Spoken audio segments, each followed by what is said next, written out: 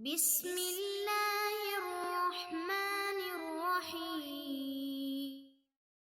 Hey everybody, Assalamu alaikum. Welcome to another video. Today we'll go over Surah Al-Massad.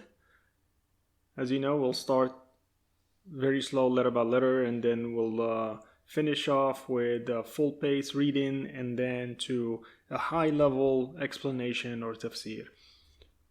Okay, let's start. Bismillahir Rahmanir Rahim.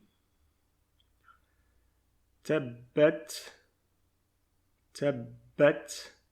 يدا أبي لهب وتب ما. We stay a little bit longer on ما أغنى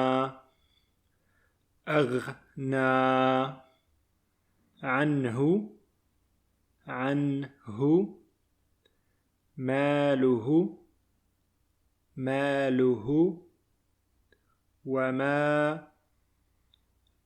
وما كسب سيصلى.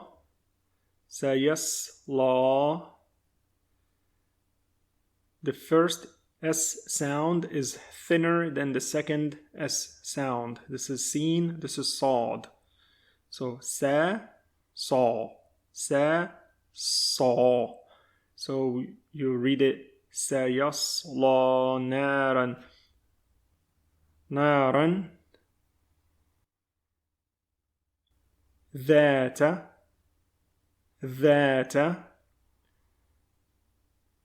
The sounds like a letter D in English, but your tongue is positioned right below your top teeth.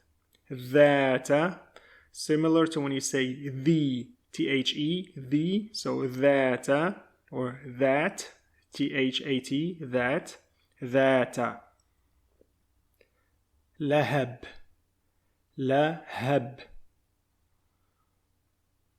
وامرأته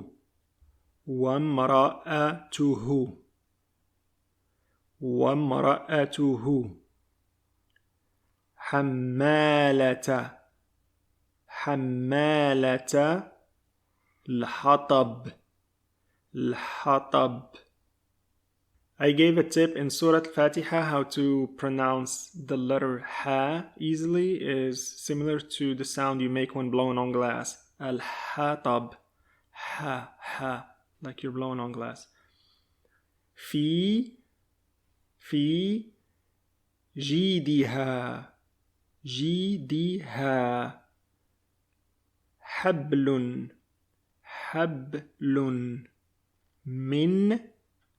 من مسد. Now let us read at a medium pace. بسم الله الرحمن الرحيم. تبت يدا أبي لهب وتب ما أغنى عنه ماله وما كسب سيصلى نارا ذات لهب وامرأته حمالة الحطب في جيدها حبل من مسد. Okay, now let's read at a normal pace. بسم الله الرحمن الرحيم.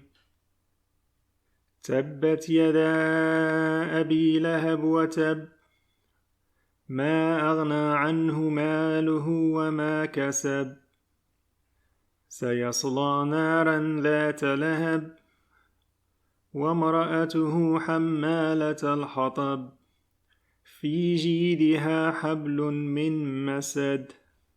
So let's read through this in English and then we'll do a high level tafsir. Bismillah ar-Rahman ar-Rahim. May the hands of Abu Lahab be ruined, and ruined is he. His wealth will not avail him or that which he gained.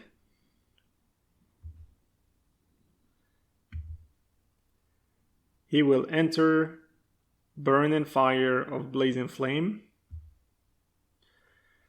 And his wife as well, the carrier of firewood, around her neck is a rope of twisted fiber. Now that we have looked at the Arabic verses and we looked at the translation, let's go over a high-level tafsir and explanation of these verses. So what is first the title of the surah? It's called Al-Massad in Arabic. Al-Massad means the palm fiber.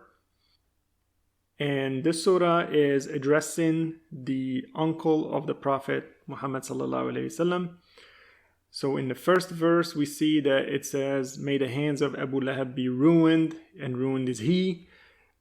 He used to insult the Prophet all the time, very disrespectful.